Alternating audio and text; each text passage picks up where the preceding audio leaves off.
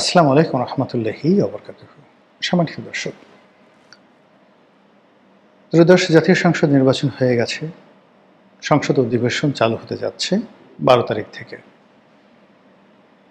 বিরোধী দল এখানে অংশগ্রহণ করবে না, কথা বলেনি। এবং যারা বিরোধী দলীয় নেতৃবৃন্দ, তারা মূলত জাতীয় সংসদ নির্বাচনের পর সংসদ অধিবেশনে অংশগ্রহণ করার জন্য রীতিমতো উন্মুখ হয়ে আছেন। এই কারণ হলো, এবার সরকারি দল এবং বিরোধী দল তাদের একটা বিরাট অংশ প্রথমবারের মতো সংসদ সদস্য নির্বাচিত হয়েছেন। কাজে জাতীয় সংসদের ফ্লোরে যাওয়া, সংসদ অধিবেশনে অংশগ্রহণ করা এবং সেই নিজেদেরকে সংসদ সদস্য রূপে জাতির সামনে পরিচয় করিয়ে দেওয়ার যে সুযোগ তৈরি হয়েছে, সেটাকে তারা প্রথমত কাজে লাগাতে চাচ্ছে। ফলে এই প্রথম সংসদ অধিবেশনটি মূলত উত্তেজনাপূর্ণ হবে, আকর্ষণীয় হবে এবং যে যার মতো সেখানে ব্যাটিং করার চেষ্টা করবে। কিন্তু সমস্যাটা হলো যে আমাদের কতগুলো অন্তর্নিহিত সমস্যা রয়ে গেছে, যে সমস্যাগুলো সমাধান হয়নি। আমরা রাজনীতির দৃশ্যপটে যে সকল দৃশ্য দেখছি, এগুলো প্রকৃত চিত্র নয়। আমরা যেমন আয়নাতে ছবি দেখি, প্রতিবিম্ব দেখি, তো আয়নাতে আমরা যেভাবে নিজেদের ছবি দেখি, এটি আসলে রিয়েল পিকচার নয়। অর্থাৎ আমাদের ছবি আয়নার সামনে প্রতিফলিত হয় উল্টোভাবে, আবার সেটা মুহূর্তের মধ্যে উল্টে গিয়ে আরেকটা নতুন শেপ নেয় এবং প্রতিবার যখন আমরা আয়নার সামনে দাঁড়াই, একই অবস্থা তৈরি হয়। তদ্রূপ আমাদের জনজীবনে, আমাদের জাতীয় জীবনে, আমাদের প্রাকৃতিক জীবনে আমরা যা কিছু দেখি, আসলে সেটা সব কিছু সত্য নয়। যে সকল শব্দ আমরা শুনি, 99.99% শব্দ আমাদের কানে আসে না।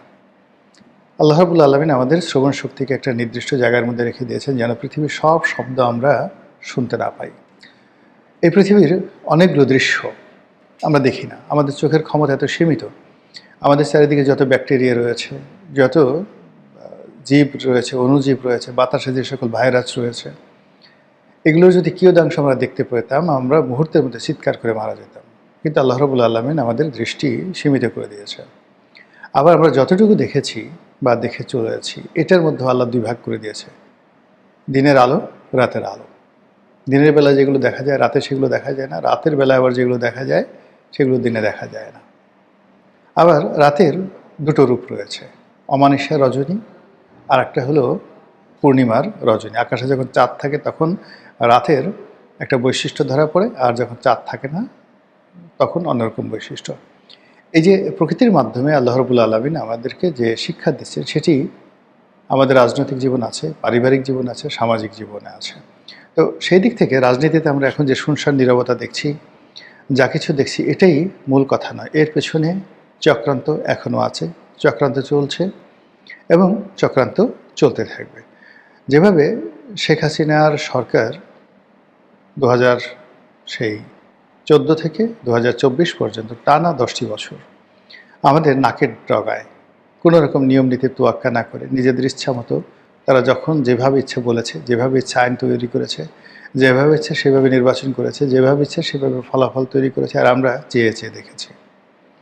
আবার তার চলে যাওয়ার পর গত 17টি মাস আমরা নিজেদেরকে যতটা বীরের জাতি মনে করেছিলাম, শেখ হাসিনাকে তাড়ানোর পরে আমাদের মনে হয়েছে যে আমরা সত্যিকার অর্থেই জুলিয়াস সিজার, নেপোলিয়ন বোনাপার্টের উত্তরসূরি।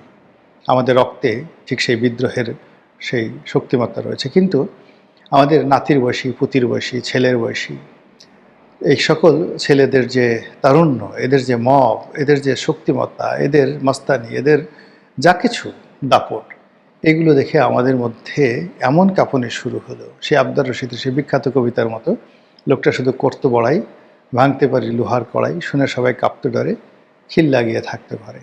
অর্থাৎ আমরা যে সবাই যে দাপট দেখাই, বিভিন্ন সময় দাপট দেখাই, তোমাকে এটা করে ফেলবো, তুই আমাকে চিনিস, জিহ্বা টান দিয়ে ছিঁড়ে ফেলবো, তোর গলার উপর পাড়া দিয়ে, ডান হাত না বাম হাত দিয়ে তোর জিহ্বা টান দিয়ে ছিঁড়ে ফেলবো। যে সমস্ত বড় বড় মানুষ এই ধরনের হুমকি গত 17 মাসে দিয়েছে, এখন গিয়ে দেখেন তাদের গলা শুকিয়ে গেছে, তাদের জিহ্বা শুকিয়ে গেছে। এবং তাদের পেছনে যদি এখন গিয়ে খুব জোরে পুলিশের একটা মানে বাঁশি ফুঁক দেওয়া হয়, কিংবা এই যে এখন মানে আলোচিত পুলিশ কর্মকর্তা মাসুদ, কিংবা এই যে নতুন আরেক পুলিশ কর্মকর্তার নাম শোনা যাচ্ছে কোহিনুর মিয়া, একসময় কোহিনুর মিয়ার খুব নাম ডাক ছিল, তিনি নাকি আবার চাকরি ফিরে পাচ্ছেন। তো এই কোহিনুর মিয়া যদি গিয়ে বলে হুজুর আসসালামু আলাইকুম, একটু সালাম জানাতে আসছি, হুজুরের হার্টবিট সঙ্গে সঙ্গে বন্ধ হয়ে যাবে। এই হলো আমাদের বীরত্ব। তো যাই হোক, এই যে আমরা গত 17টি মাসে ধরে যে বীরত্ব দেখিয়েছি, সেটি যেমন আসল বীরত্ব ছিল না, পর্দার আড়ালে যে কি খেলাধুলা হয়েছে তার প্রেক্ষিতে আমরা দেখলাম যে all on a sudden track change করে ডক্টর মোহাম্মদ ইউনূস লন্ডনে চলে গেলেন। তিনি তারেক রহমান সাহেবের সাথে দেখা করলেন। সেখানে এমন নাটক হলো যে খলিলুর রহমানের পদত্যাগ বিএনপি চাইল, সে খলিলুর রহমান এখন বিএনপির পররাষ্ট্রমন্ত্রী। তো এইভাবে অনেক কিছু অতীতে হয়েছে এবং বর্তমানে অনেক কিছু হচ্ছে যেটি আগামীতে আপনি হিসাব মেলাতে পারবেন না। একটা দেশের ভাগ্য নির্ধারিত হয় মূলত সে দেশের অর্থনৈতিক অবস্থার সচ্ছলতার কারণে, ফাইন্যান্সিয়াল ট্রানজ্যাকশনের কারণে এবং ফাইন্যান্সিয়াল স্ট্যাবিলিটির কারণে। আমাদের এই দেশে এখন সবচেয়ে বড় সমস্যা অর্থনৈতিক সমস্যা। সরকার যে টাকা দিয়ে চলে, প্রথম টাকা হলো সরকার রেভিনিউ হিসেবে যে টাকা কালেকশন করে জনগণের কাছ থেকে, এই রেভিনিউ অন অ্যাভারেজে আমাদের যা দরকার তার সাথে 40% কম আসছে। 100 টাকা দরকার, আমরা কালেকশন করতে পারছি মাত্র 60 টাকা।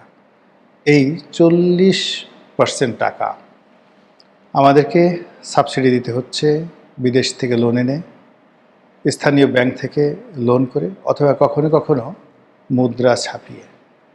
এর ফলে দ্রুত আমাদের হচ্ছে টাকার মান কমে যাচ্ছে। টাকার মান কতটা কমে যাচ্ছে আপনি বুঝতে পারবেন স্বর্ণের দামের উপরে। ডলারের দাম স্থিতি রাখা যায়, কিন্তু স্বর্ণের দাম কোনো অবস্থাতেই আপনি স্থিতিশীল রাখতে পারবেন না। তো যেভাবে স্বর্ণের দাম হু হু হু করে গত 17 মাসে বেড়ে গেছে, যে স্বর্ণ শেখ হাসিনার জমানাতে কত করে ছিল ভরি, এখন সেই স্বর্ণ নাকি প্রায় 3 লাখ টাকা হয়ে গেছে, অলমোস্ট 3 গুণ হয়ে গেছে। ইট মিনস সত্যিকার অর্থে টাকার যে ভ্যালু স্বর্ণের সাথে যদি মূল্যায়ন করেন, শেখ হাসিনার জমানার 100 টাকা এখন হয়তো 40 টাকা হয়ে গেছে বা 35 টাকা হয়ে গেছে। দিস দ্য রিয়াল মানে সিনারিও।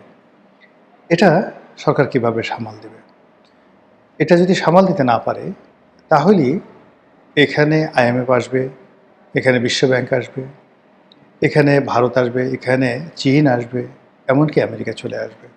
আমাদের ট্রেড অ্যান্ড কমার্স তছনছ হয়ে যাবে। ফলে রাজনীতিতে আরেকটা পরিবর্তন অনিবার্য হয়ে পড়বে, সমাজে মারামারি, হানাহানি, কাটাকাটি অনিবার্য হয়ে পড়বে। আমি এই ভিডিওটি করছি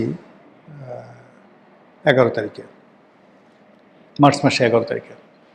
আজকে এই ভিডিও করার আগে একটা বড় গ্রুপ অফ কোম্পানিজের অফিসে গেলাম, যারা বাংলাদেশের মধ্যে one of the biggest group of company. আজকে 11 তারিখ পর্যন্ত তাদের বেতন হয়নি। হাজার হাজার কর্মকর্তা কর্মচারীদের বেতন হয়নি, বোনাস তো দূরের কথা, বেতনই হয়নি।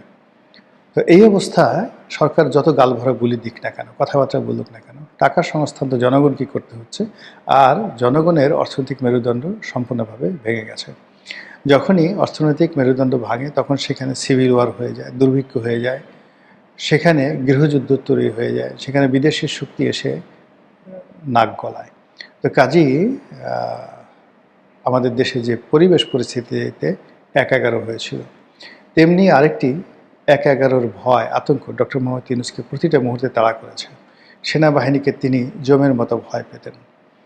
জেনারেল ওয়াকারুজ্জামানের সঙ্গে তার সম্পর্ক ভালো ছিল না, কোনো কারণ ছিল না। জেনারেল ওয়াকারুজ্জামান এবং সেনাবাহিনী প্রাণান্ত চেষ্টা করেছে ডক্টর মোহাম্মদ ইউনূসের সরকারকে সাহায্য এবং সহযোগিতা করার জন্য, কিন্তু তারপরে ওই যে আতঙ্ক, বিকজ রাষ্ট্রের যে সমস্যাগুলো, সেই সমস্যাগুলো তিনি বুঝতে পেরেছিলেন ক্ষমতায় থাকার কারণে। এবং এরকম একটা পরিস্থিতিতে যাওয়া হয়, ঠিক একই অবস্থা 1974 সনে যে দুর্ভিক্ষ, ওই সময় যে অর্থনৈতিক দুরবস্থার কারণে সেনাবাহিনীর সঙ্গে জনগণের সঙ্গে সরকারের যে সম্পর্ক খারাপ হয়ে গেছিল, তার প্রেক্ষিতে বাকশালের প্রেক্ষিতে একটি 15ই আগস্ট অনিবার্য হয়ে পড়েছিল, তার সঙ্গে সঙ্গে দুর্ভিক্ষ।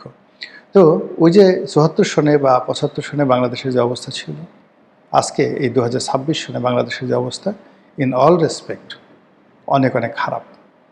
74-75 সনের যে সূচকগুলো ছিল, যে জিডিপি ছিল, যে পার ক্যাপিটা ইনকাম ছিল, যে কর্মসংস্থান ছিল, যে